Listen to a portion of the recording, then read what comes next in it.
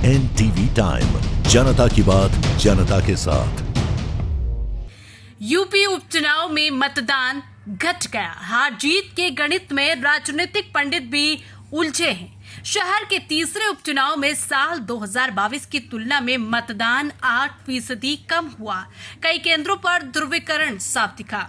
कानपुर की सिसामऊ सीट चौथी बार सपा के कब्जे में रहेगी। ये यहाँ भाजपा का कमल खिलेगा।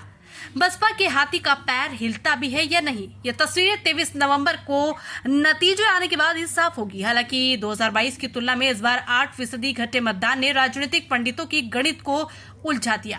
राजनीतिक दल अपनी अपनी जीत के दावे भले ही करे, लेकिन आश्वस्त कोई भी नहीं है। भाजपा की मोदी योगी लहर के बावजूद 2017 के मतदान से पहले ही चुनावी पंडितों ने सिसामऊ सीट सपा की झोली में जाने की भविष्यवाणी कर दी थी।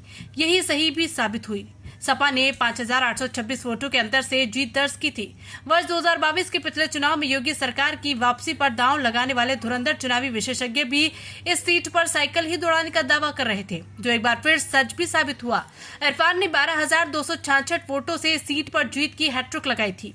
आगजनी मामले में सजा सुनाए जाने से इरफान की विधायकी गई तो भाजपा की बांछें खिल गई। इस बार माहौल और समीकरण बदला था। भाजपा प्रत्याशी सुरेश अवस्थी की जीत की खातिर हिंदू मतों का ध्रुवीकरण रोकने के लिए बटेंगे तो कटेंगे का नारा हो, या ससुर मरहूम हाजी मुश्ताक का काम और पति इरफान के प्रति जनता की सहानुभूति बटोरने की आस में बह रहे नसीम सोलंकी के आंसू, दोनों ही खूब चर्चित रहे। मुस्लिम इलाके में लंबी लाइन लगी चुनाव को भी ऐसे भी समझा जा सकता है कि हिंदू बहुल इलाकों में जहां सपा के बस्ते खाली दिखे, वहीं मुस्लिम बहुल इलाकों में भाजपा के बस्तों की स्थिति कमोबेश यही रही। भाजपा के कुछ समर्थक दोपहर में बाइक से घूमकर लोगों को समझा रहे थे कि मुस्लिम इलाकों में लंबी लाइन लगी है, ऐसे में आप लोग भी घरों से निकले। पुलिस मतदान की पर्ची देखने के बाद लोगों को टरकाती रही। सपा समर्थक पुलिस पर मतदान को प्रभावित करने का आरोप लगाते रहे। सपा प्रत्याशी नसीम सोलंकी ने भी कहा कि पुलिस मतदान की पर्ची देखने के बाद लोगों को टरकाती रही।